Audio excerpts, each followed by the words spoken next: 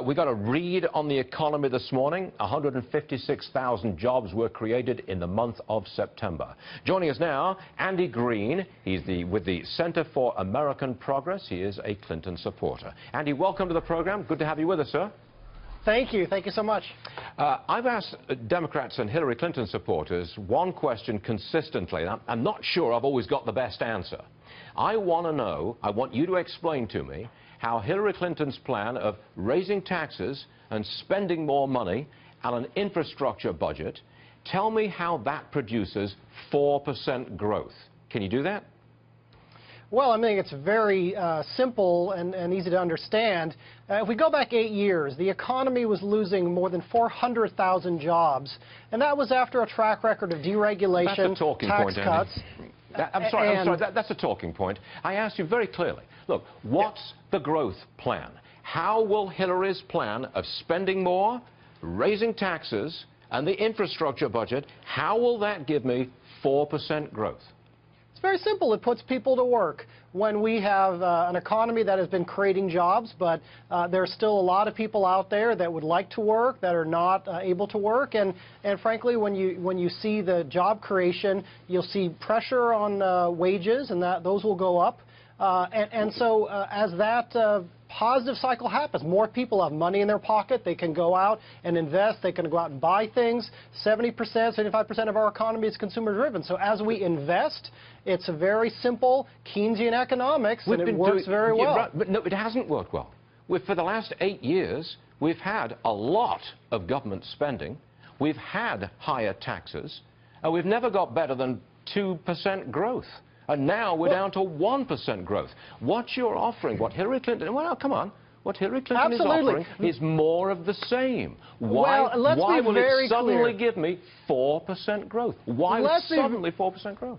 Let's be very clear about this.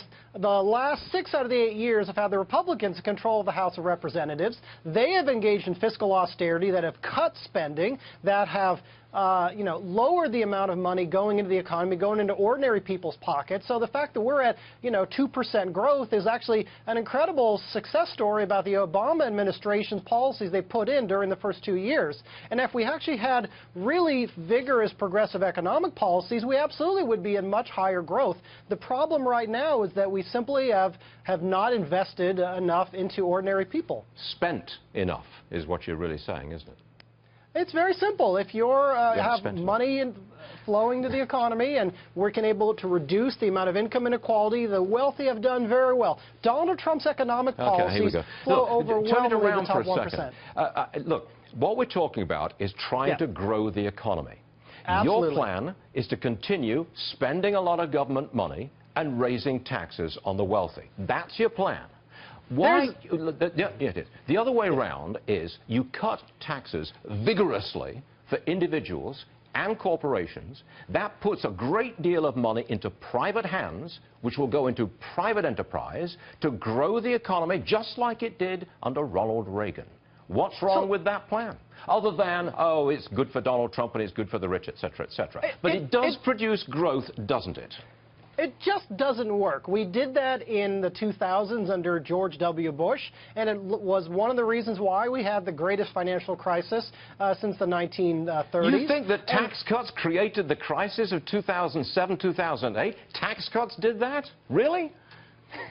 When you have an economy that is not balanced, there's not a middle-out economy where people have got more money in their pockets, you're going to have these types of imbalances. One of the problems, one of the challenges of the financial crisis was that people were not seeing their wages grow. And as they didn't see their wages grow, they were borrowing more, they were more exposed to the housing crisis, they were more exposed to the dangerous, risky consumer protection violations and risky activities on Wall Street. And when the financial crisis happened, ordinary people's wealth declined 49% compared to 2001, and even more compared to 2007. And while it's rebounded under President Obama, it's got a good ways to go. So, we've actually seen under President Obama a cut of middle-class taxes. The only folks that have seen a tax increases are those who are doing very well already, and corporations have done very well. Are you telling me that all the companies that stashed money offshore are not doing very well? Oh, I'll tell you what. You want to make use of that money over $2 trillion, going close to $3 trillion.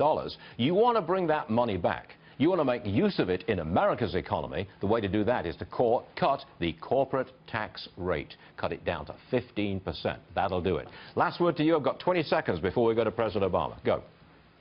Thank you very much. I mean, what we do need to do is we recognize the tremendous success. 15 million jobs that have been created since this recovery. Okay. We have a lot more to go, and Hillary Clinton is the way to do it. All right, good debate, Andy. Please come and see us again. We appreciate it. Thank you very much, sir.